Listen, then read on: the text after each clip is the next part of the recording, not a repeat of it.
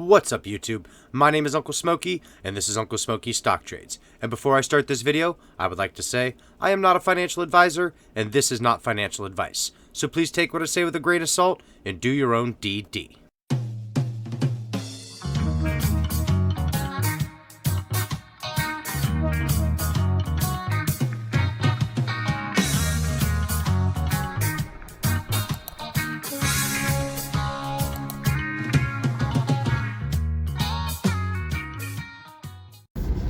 What's going on, guys? You're gonna get a little bit of a different video today. We're gonna get a little bit of a raw, uncut, uncensored, smoky version.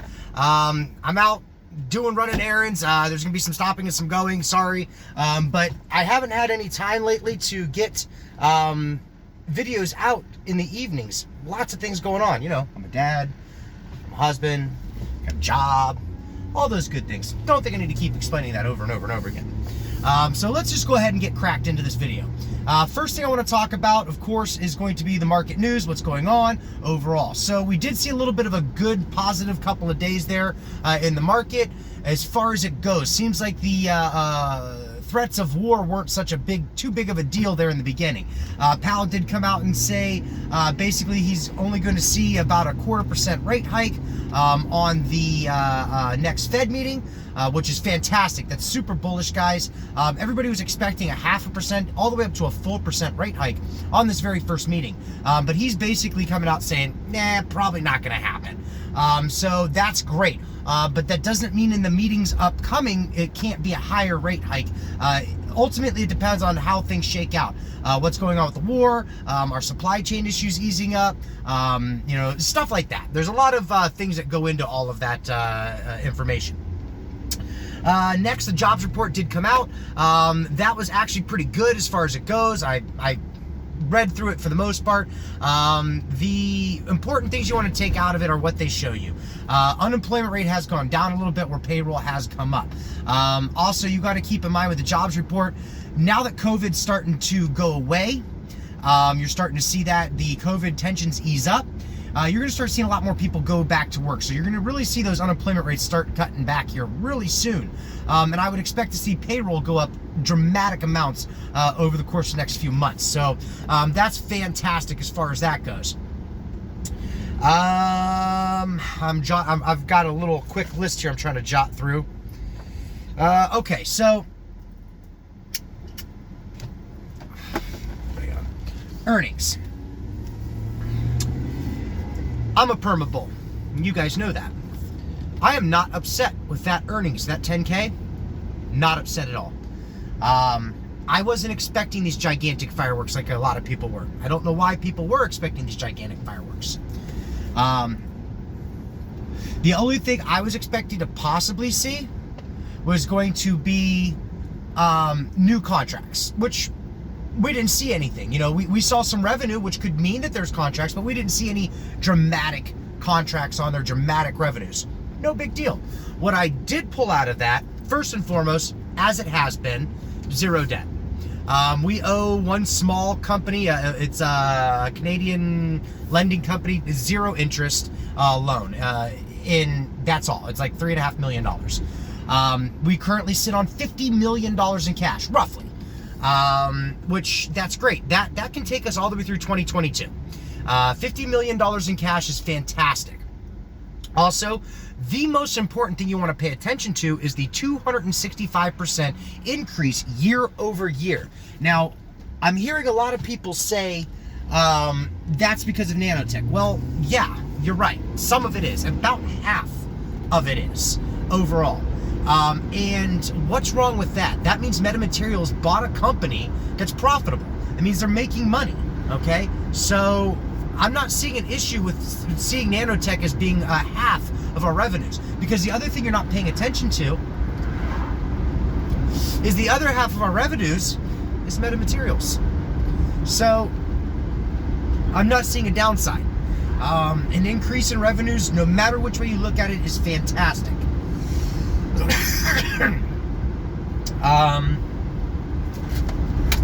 Hang on one second, guys. Like I said, raw and uncut. Meta is a concept. Let's touch on that. So I'm hearing some chatter about how they were talking about it's still Meta Materials and their products are still in the conceptual phases, and yada yada yada, blah blah blah. Okay.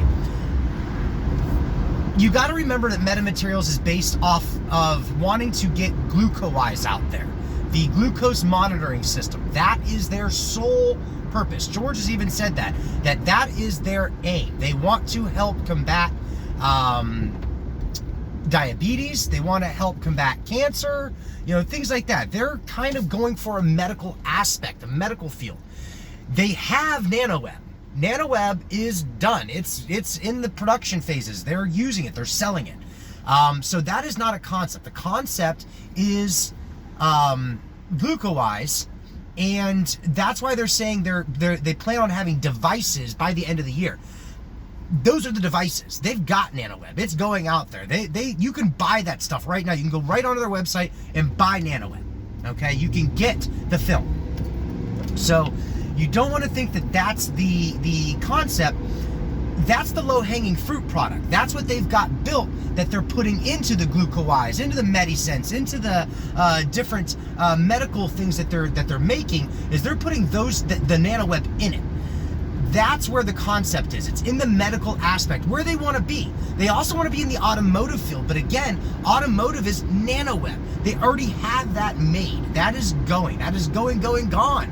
And again, you didn't see anything as far as contracts go, but it doesn't mean there isn't something looming. It doesn't mean that the talks aren't there.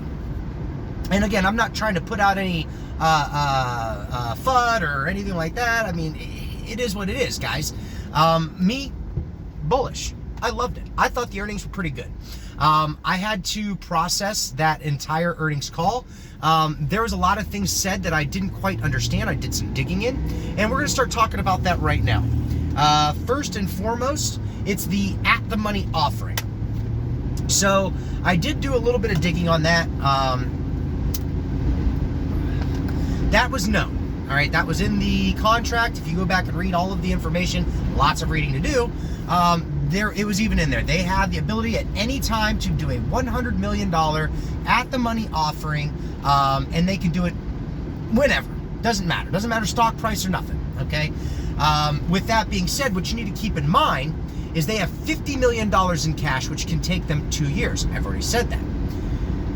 That alone will stop them from doing an offering right now, unless they need to raise major capital. We'll get to that.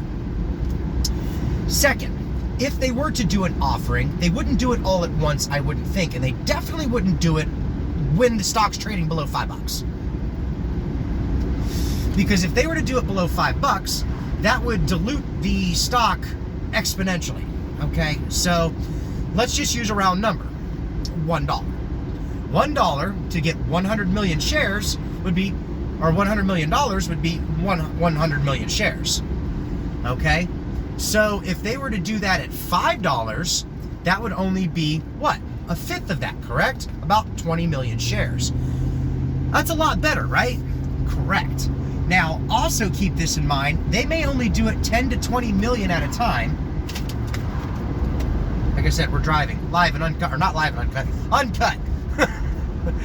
They may do a few million at a time, $10 million here, $20 million there, and that would make the overall offerings, the dilution of the stock, much less of a factor. It actually wouldn't affect the stock price too much at all, to be dead honest, when you think about the overall flow. So it wouldn't make sense for them to do it below $5. Above $5 would make sense. So I would be definitely paying attention to that at a later date. But if they have contracts, if they're producing, if NanoWeb is doing all the things it needs to be doing, they're making revenues, they have no need to dilute.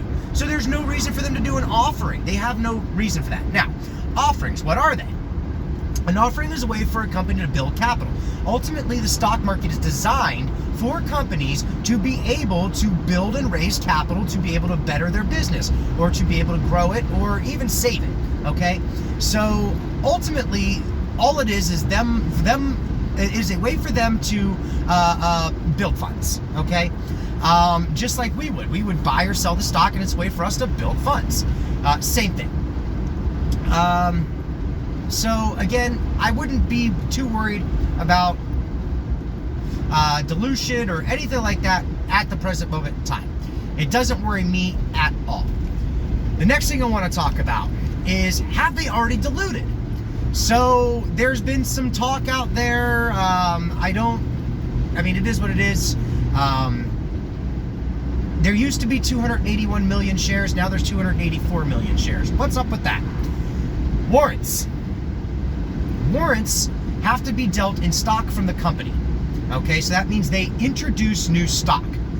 When the insiders exercise warrants and the company produces those shares to those insiders, it's going to increase the outstanding shares, but it does not necessarily increase the free float.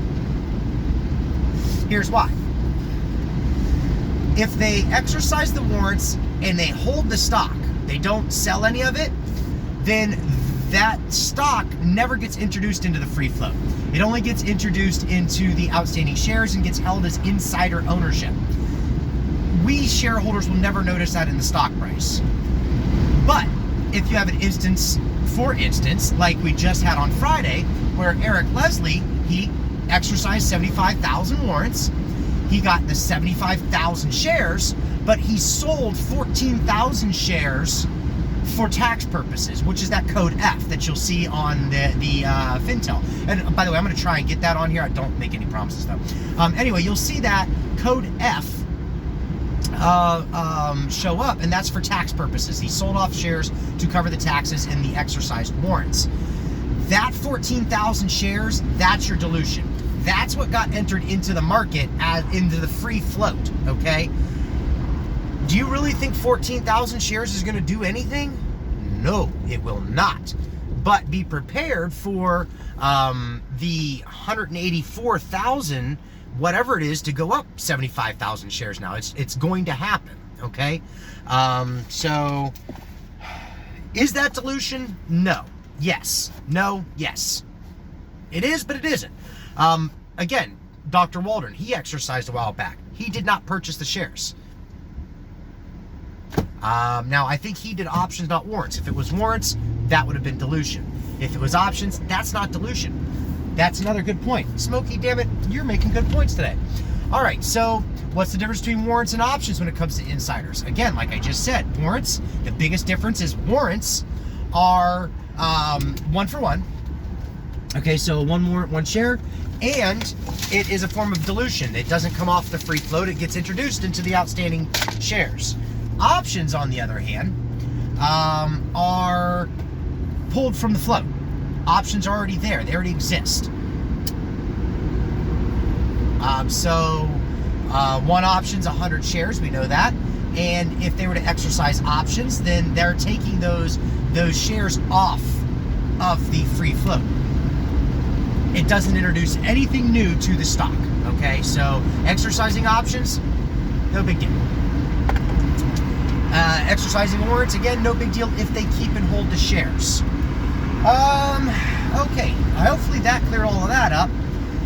Last couple of things I want to talk about. All right, so the dividend stuff. Like I said, I got it all written down. Dividend stuff. That wasn't really talked too heavily about in the call.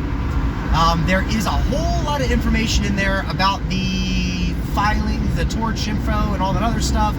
Tons of info. Great info. But it's not what everybody wanted to hear. And those questions that were supposed to be able to be asked, well, they only had a few minutes left to answer them, so they weren't able to do so. But George just came out with a tweet, I believe it was yesterday, and said that they're going to be putting together something, a call of some type, to answer those questions that weren't able to be answered. They understand there's a lot of frustration in the dividend, and it sounds to me like they really want to get this handled. So they want to take the fear out of the dividend. What's going on? Also, finally, the last thing I do want to point out about that is on the corporate actions page. It looks to me like there was some filings done according to the dividend information. Now, what we do know is they did have to appoint management. They have said that a management team is in place, and they want to have this done by the end of this month. The corporate actions page is showing that there is some information filed, and it just means, you know, it's in process. To me, my opinion, I think that means that they're on pace to have the information for us by the end of this month on what's going to be going on. This should be spun out by the end of this month. My personal opinion. That's what I'm seeing out of that, because we haven't seen anything on there since it hit, right? So that's what I think about that. Yeah, I think I covered everything I wanted to cover, guys. Not too terribly bad. Honestly, like I said, just a quick recap. I'm a super big bull. I found no problem at all with that earnings at all. None. We are a growing company. We've got a long way to go. This is not an overnight investment. You're not going to be rich on this stock tomorrow. You might be rich on this stock in 2025 or 2030. Sure, absolutely. Buy, hold, buy, guys. Not financial advice. I'm not a financial advisor. But not today. I mean, it's just not going to happen. Unless, of course, you see a short squeeze. And with that being said, that's the other thing we need to talk about. I'm not in front of my computer, but those numbers keep increasing. They do. Cost to borrow is going up on an intraday level. I believe on Friday we saw 8.5% intraday, 14 at any given point. It's 100% utilization all the way across the board. Fintel is the only thing showing some shares available to borrow. But again, Fintel's FINRA data. It's dark pool. It's one leading prime brokerage. It's not all of them. And again, Ortex, 85% of the brokerages, 85% of the market, I should say. We take it as a gauge. We take it with a grain of salt. Stock price has been coming down. Again, to be expected. EPS came down. When your EPS comes back, which again, last thing I want to talk about on the earnings. Cash spend is gone crazy, right? Wrong. $90 million out the door this year is not that big of a deal. Number one, they bought Torch. Number two, they bought Nanotech. Number three, they've been hiring people left and frickin' right, guys. They've got all kinds of good talent that have been showing up to Metamaterials in the last several months. And they got to pay them. Those are all part of business expenses. They got to pay for product to come in, business expenses. They've got to pay for marketing. They've got to pay for these expos. These are all business expenses. And for anybody to say they need to stop doing the expos, that's where you're absolutely wrong. Companies build their most business out of doing shows like that because other companies are going to them to see companies like that. That's the point of the company. The expos are so important, guys. With that being said, guys, I'm going to lock this down. I'm going to be getting off my exit here in just 1 second. So I'm going to be getting into this hardware store. Moving on to the next one. Yeah, peace, guys.